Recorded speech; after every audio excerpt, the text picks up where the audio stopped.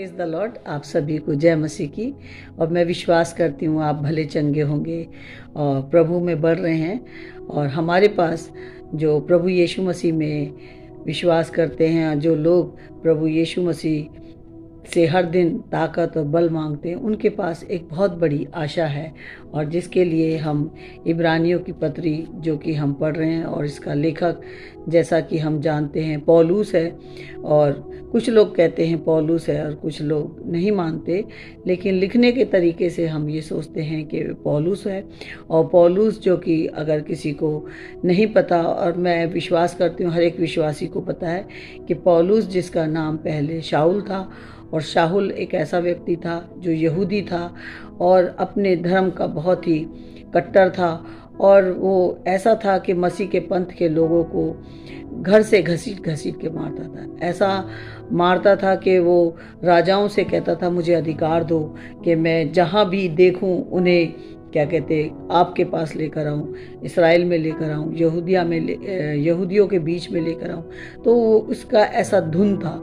और जब उसका मन फिराव हुआ और जब उसे प्रभु यीशु मसीह ने दर्शन दिया, जैसे कि हम प्रेरितों के काम 9 में पढ़ते हैं कि उसका हृदय परिवर्तन हुआ, उसका जीवन परिवर्तन हुआ, तो उसने यीशु को अपना प्रभु, अपना उद्धारकर्ता ग्रहण किया।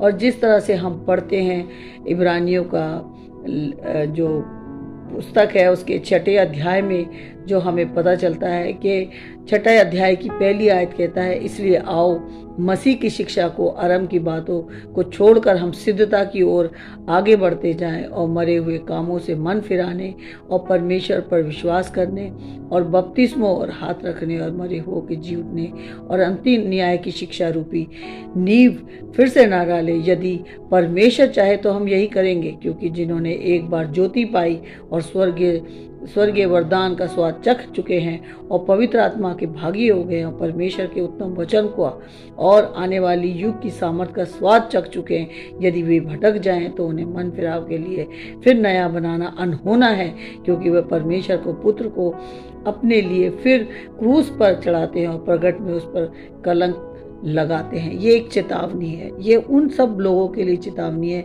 जिन्होंने यीशु को अपना प्रभु, अपना उद्धारकर्ता ग्रहण कर लिया। परमेश्वर का वचन हर दिन उन हर एक व्यक्ति के लिए चेतावनी है जो यीशु पर विश्वास करता है, जो यीशु में चल रहा है।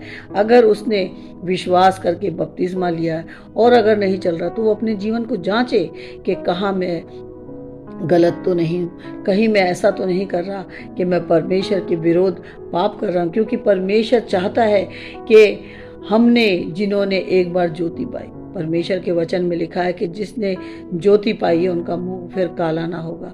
क्यों? क्योंकि उन्होंने सत्य को जान लिया है और साथ ही साथ उन्होंने स्वर्गीय वरदान का भी स्वाद चख चुके हैं। हम जिन्होंने यीशु पर विश्वास किया है, हम सब के पास एक आशा है उस घर जाने की जहाँ ना रोना ना दांतों का पीसना होगा। साथ ही साथ वो कहता है कि पवित्र आत्मा के भागी हो गए जितनों ने यीशु पर विश्वास किया, जितनों ने यीशु को अपना प्रभु, अपना उद्धारकर्ता ग्रहण किया, उन्हें उसी दिन पवित्र आत्मा मिल जाता। उसी दिन परमेश्वर के वचन को समझने के लिए परमेश्वर अपने पवित्र आत्मा के द्वारा हमें बुद्धि, समझ और ज्ञान देता है। हमें अब ये नहीं है कि हमें पवित्र आत्मा पाने के लिए फास्टिंग रखनी है, प्रार्थना में जाना है। नहीं, जिस दिन हम विश्वास करते हैं उसी दिन हमें पवित्र आत्मा मिल जाता है। और साथ ही साथ हमारे पास उत्तम वचन का, परमेश्वर का उत्तम वचन जो आज हमारे हाथों में 66 बुक्स जो आज हमारे पास है, वो परमेश्वर का वचन है और आने वाले युग की सामर्थ का स्वाद चख चुके हैं। उन सब ने जिन्होंने यीशु को अपना प्रभु, अपना उद्धारकर्ता ग्रहण कर लिया, उन लोगों ने क्या करा है, आने वाला युग क्या है? एक आशा है, एक आशा जिसे वो कहता है कि पर हम, यहाँ लिखा 11वीं आयत में, पर हम बहुत चाहते हैं कि तुम में से हर एक जन अंत तक पूरी आशा के लिए ऐसा ही प्रयत्न करता रहे, ताकि तुम आलसी ना हो जाए, वरन उनका अनुकरण करो जो विश्वास और धीरज के द्वारा प्रतिज्ञाओं के वारिस होते हैं। हम देखते हैं कि इब्रानियों 11 में हमें पता चलता हर एक उस व्यक्ति के बारे में जिसने परमेश्वर पर विश्वास किया, जिसने परमेश्वर का विश्वास करके उसके पास क्या है, उसके पास एक प्रतिज्ञा है, परमेश्वर की प्रतिज्ञा। और जो कि यहाँ पे लिखा है कि 18वीं आयत में लिखा है, ताकि जो दो बेअदल बातों के द्वारा जिनके विषय में परमेश्वर का झूठा ठहराना अनहोना है, दृढ़ता से हमारा ढांढस बंध जाए, जो शरण लेने को इसलिए दौड़े हैं कि उस आशा को जो सामने रखी हुई है प्राप्त करें। हमारे पास एक आशा है, और वो आशा क्या है कि एक दिन हम प्रभु यीशु मसीह के साथ होंगे, एक दिन हम प्रभु यीशु मसीह को देखेंगे। वो कहता है वह आशा हमारे प्राण के लिए ऐसा लंगर है जो स्थिर और दृढ़ है। वो स्थिर और दृढ़ आशा प्रभु यीशु मसीह है, और पर्दे के भीतर तक पहुंचाता है। पहले मनुष्य जो था वो पर्दे के बाहर था, जैसा कि हम देखते हैं ओल्ड टेस्टमेंट में जो मंदिर था उसमें सिर्फ याजक जाता था, उसमें याजकी और लेवी का ही काम होता था कि वो परमेश्वर के सामने हमारे गुनाहों के लिए लहू लेके जाता था, हर एक उस व्यक्ति के लिए। लेकिन आज हमारे लिए कौन है? प्रभु यीशु मसीह। जहाँ यीशु ने मलकीसिदक की रीति पर सदा काल का महायाजक बनकर हमारे लिए अगुआ के रूप में प्रवेश किया है। आज हमें किसी की ज़रूरत नहीं है, आज हमें किसी ऐसे याजक की ज़रूरत नहीं है जो हमारे पापों के लिए, हम जैसा कि देखते हैं कुछ चर्चों में ऐसा होता है कि मनुष्य जाके अपना गुनाह जो है वो किसी के सामने अंगीकार करता और कहता है मेरे से गुनाह हो गया, और ये एक रीति बना ली है, जैसे हर बार जब भी गुनाह हो जाता है तो वो जाके उस व्यक्ति को बताता है कि मुझसे पाप हो गया और मैं अपने पाप का अंगीकार करता हूँ। लेकिन आज हमें किसके पास आना है? प्रभु यीशु मसीह के पास, क्योंकि कल तक जो प्रभु यीशु मसीह के पास नहीं था वो क्या था? एक दूध पीता बच्चा था। वो यहाँ पे वचन में लिखा है, समय के विचार से तो तुम्हें गुरु हो जाना चाहिए था, तो अभी आवश्यक हो गया कि कोई तुम्हें परमेश्वर के वचनों आदि की शिक्षा फिर से सिखाए। तुम तो ऐसे हो गए हो कि तुम्हें अन्न के बदले अब तक दूध ही चाहिए, क्योंकि दूध पीने वाले बच्चे को तो धर्म के वचन की पहचान नहीं होती, क्योंकि वह बालक है। अगर इस बात के लिए जो विश्वासी है, अगर वो बार बार पाप में गिर जाता है, क्योंकि वचन में लिखा यदि वे भटक जाएं तो उन्हें मन फिराव के लिए फिर नया बनाना अनहोना है, क्योंकि वे परमेश्वर के पुत्र को अपने लिए फिर क्रूस पर चढ़ाते हैं और प्रगट में उस पर कलंक लगाते हैं। ये एक चेतावनी है हर एक उस विश्वासी के लिए जो प्रभु से दूर चला जाता है। जैसा कि हम देखते हैं कि परमेश्वर का वचन कहता है कि यहाँ पर लिखा है, पहला यूहन्ना 1 और उसके 3 में लिखा है और उसकी 3री आयत में लिखा है, और जो कोई उस पर यह आशा रखता है वह अपने आप को वैसा ही पवित्र करता है जैसा वह पवित्र है। क्योंकि परमेश्वर का वचन कहता है, हे प्रियो, अब हम परमेश्वर की संतान हैं और अभी तक यह प्रकट नहीं हुआ कि हम क्या कुछ होंगे। इतना जानते हैं कि जब वह प्रकट होगा तो हम उसके समान होंगे, क्योंकि उसको वैसा ही देखेंगे जैसा वह है। ये कैसे मिल सकता है? जब हमारी आशा उस पर होगी, जब हम परमेश्वर के इन बातों के ऊपर अपना ध्यान लगाएंगे, परमेश्वर के वचन को पढ़ेंगे, क्योंकि परमेश्वर का वचन एक चेतावनी है हर एक उस विश्वासी के लिए। कहीं वो भटक तो नहीं गया, कहीं वो परमेश्वर के विरुद्ध कोई काम तो नहीं कर रहा, कहीं वो परमेश्वर के विरुद्ध ऐसी संगति तो नहीं कर रहा जिसे परमेश्वर पसंद नहीं करता।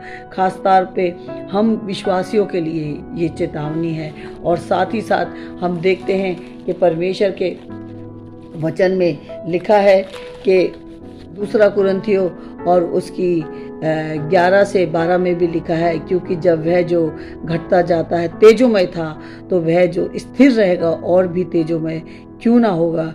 इसलिए ऐसी आशा रखकर हम हियाव के साथ बोलते हैं, क्योंकि पहले जब मनुष्य जो कि हम देखते हैं मूसा के समय, क्योंकि लिखा है पर वचन में, और मूसा के समान नहीं जिसने अपने मुंह पर पर्दा डाला था ताकि इस्राएली उस घटने वाले तेज के अंत को ना देखें। लेकिन आज हमारे पास परमेश्वर का वो वचन है जिसके द्वारा हम प्रभु के पास आ सकते हैं। इब्रानियों 6 हमें बार बार ये कहता है कि परमेश्वर के पास एक आशा है तुम्हारे लिए, तुम प्रभु के पास कैसे कैसे आओगे?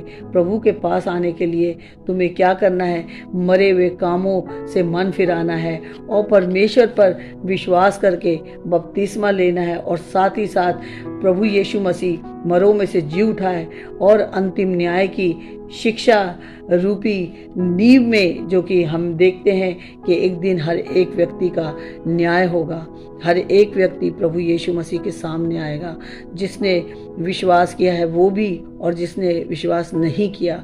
आज हम देखते हैं ये महीना जो कि बड़ी खुशी का महीना, हर एक को प्रभु यीशु मसीह का जन्मदिन मनाने के लिए बहुत खुश है और बहुत आनंदित है। अपने घरों को सजा रहे हैं, लोगों से मिल रहे हैं, लोगों के बीच में मिठाई बांटेंगे, लोगों के बीच में सबको प्रभु यीशु मसीह के बारे में जो लोग नहीं बता रहे और जो बता रहे हैं वो अच्छा काम कर रहे हैं, और जो नहीं बता रहे वो भी एक अच्छा काम नहीं कर रहे, क्योंकि उन्होंने ये तो जान लिया कि यीशु ही प्रभु है, किसी और के द्वारा उद्धार नहीं। लेकिन परमेश्वर का वचन इब्रानियों 6 जो हमें कहता है कि हमको क्या करना है कि मरे हुए कामों से मन फिराना है। जैसा हम पहले करते थे वैसा ना करके वो काम करना है जो प्रभु को पसंद हो, ताकि हम एक दिन अपने यीशु मसीह को देख सकें, उसके साथ हम उसकी उस राज्य में जा सकें जहाँ ना रोना ना दांतों का पीसना होगा। तो ये समय जो है एक चेतावनी का समय है। ये समय जो है बहुत एक ऐसा समय है जिसमें हमें वचन में बढ़ते जाना है और संगति में बढ़ते जाना है। आइए हम प्रार्थना करें। महान जीवित पिता परमेश्वर, मैं धन्यवाद करती हूँ इस सुंदर वचन के लिए। इब्रानियों 6 की जो चेतावनी है कि हमारे पास एक आशा है, और वो आशा जो है वो प्रभु यीशु मसीह के साथ जीवन जीने के साथ है। हमें आपकी इच्छा पूरी करने के लिए हर दिन सामर्थ और बल दें, बुद्धि दें, समझ दें, ताकि प्रभु जी आपकी इच्छा को पूरी करें, क्योंकि आपने तो प्रतिज्ञा की है और आपने इब्राहिम को देखा और इब्राहिम ने आप पर विश्वास किया और आपने उसके लिए शपथ खाई कि वो मेरे राज्य का वारिस बनेगा। और हर एक व्यक्ति, वो भी जो आज प्रभु यीशु मसीह पर विश्वास करता है, वो भी आपके उस राज्य का वारिस बनेगा। अगर वो इस चेतावनी से दूर है तो प्रभु जी उसे बुद्धि, समझ और ज्ञान देना, ताकि वो आपके सामने अपने गुनाहों का इकरार कर सके। प्रभु जी मैं धन्यवाद करती हूँ, सारी महिमा और सारा आदर आपको देती हूँ, यीशु मसीह नासरी के नाम से, आमीन।